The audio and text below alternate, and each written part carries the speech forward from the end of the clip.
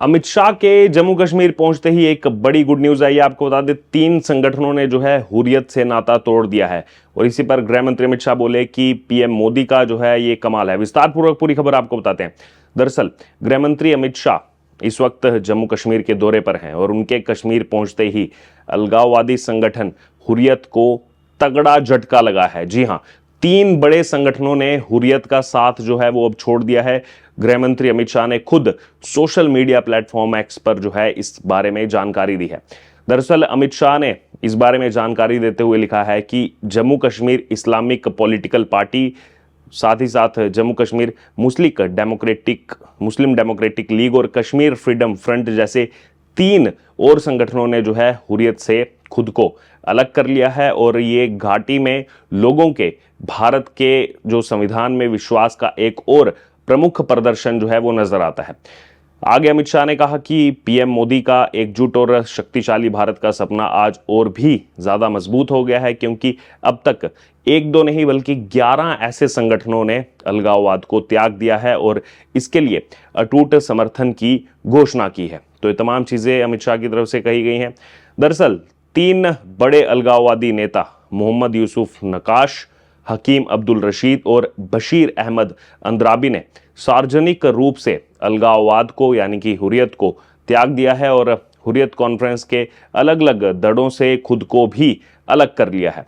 ये तीनों नेता मीरवाइज उमर फारूक के नेतृत्व वाले हुर्रियत दड़ा जो था उससे जुड़े हुए थे। मोहम्मद यूसुफ नक्काश की अगर बात की है तो वो Jammu Kashmir Islamic political party के प्रमुख थे, जबकि हकीम अब्दुल रशीद जम्मू कश्मीर मुस्लिम डेमोक्रेटिक लीग के अध्यक्ष थे और तीसरा जो संगठन है उसमें बशीर अहमद अंद्राबी कश्मीर फ्रीडम फ्रंट का नेतृत्व कर रहे थे।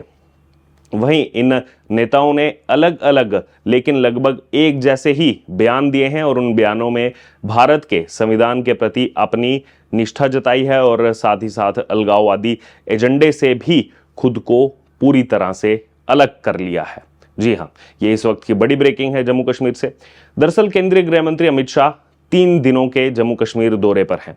वहीं आज मंगलवार को दौरे के तीसरे और आखिरी दिन अमित शाह ने श्रीनगर स्थित जो राजभवन है वहां पर उच्च स्तरीय एक बैठक भी की है। इसके दूरगामी जो है वो यहाँ पर रिजल्ट देखे जा सकते हैं। वही इसमें अधिकारियों से उन्होंने जो है प्रदेश में चल रही विकास कार्यों के बारे में भी जानकारी ली है और साथ ही कानून व्यवस्था और सुरक्षा पर भी चर्चा की है। अहम बात यह थी कि बैठक में खुद मुख्यमंत्री उमर अब्दुल्ला, उपराज्यपाल मनोज सिन्हा समेत कई बड़े अधिकारी जो है वो मौजूद रहे।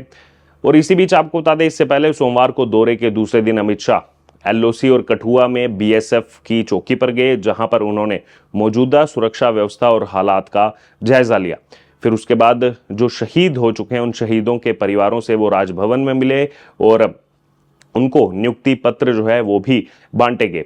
वहीं इससे पहले 6 अप्रैल यानी रविवार को जो पहला दिन था अमित शाह के दौरे का, उस दौरान उन्होंने बीजेपी विधायकों और पदाधिकारियों के साथ बैठक की थी। जम्मू कश्मीर बीजेपी प्रदेश कार्यालय वो पहुंचे थे। ये बैठक करीब 2 घंटे तक चली थी। वहीं इस दौरान गृह मंत्री अमित शाह ने कहा कि जम्मू कश्मीर को पूर्ण राज्य का दर्जा हमारी नीति का हिस्सा है। तो उन्होंने क्लियर कर दिया पूर्ण राज्य दिया जाएगा और कहा कि इसे उचित समय पर बहाल किया जाएगा। आपको बता दें कि राज्य में नई सरकार जो बनी है अभी, वो नई सरकार बनने के बाद अमित शाह का ये पहला दौरा है। वहीं अमित शाह ने सोमवार को सीमा सुरक्षा बल यानी कि बॉर्डर सिक्योरिटी फोर्स बीएसएफ के जवानों के साथ बातचीत की और बातचीत में कहा कि कुछ ही वर्षों में पूरी भारत पाकिस्तान और भारत बांग्लादेश सीमा पर तैनात सुरक्षा बल के जवान तकनीकी सहायता से जो है लैस हो जाएंगे।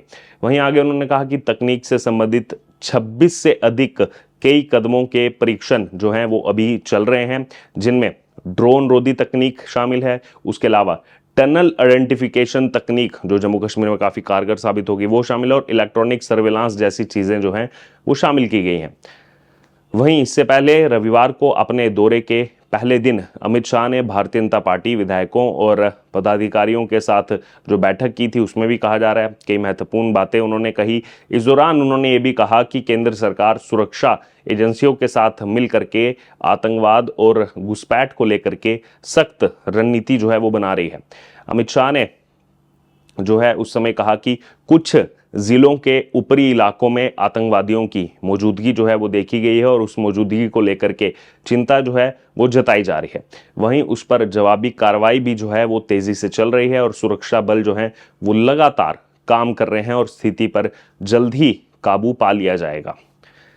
वहीं ये भी उन्होंने कहा कि ऑल पार्टीज हुर्रियत कॉन्फ्रेंस यानी कि APHC के बारे में उनकी स्टेटमेंट आई चुकी है। दरअसल ये ऑल पार्टी जो हुर्रियत कॉन्फ्रेंस है इसका 1993 में गठन हुआ था। ये संगठन संयुक्त राष्ट्र के प्रस्तावों के आधार पर कश्मीर मुद्दे के समाधान की वकालत अपने हिसाब से करता था। वहीं अपने शुरुआती दिनों में ये जो ऑल पार्टी हुर्रियत कॉन्फ्रेंस है 20 से अधिक इसमें राजनीतिक, धार्मिक, व्यापारिक और नागरिक सामाजिक जो संगठन है उनका एक ये समूह हुआ करता था।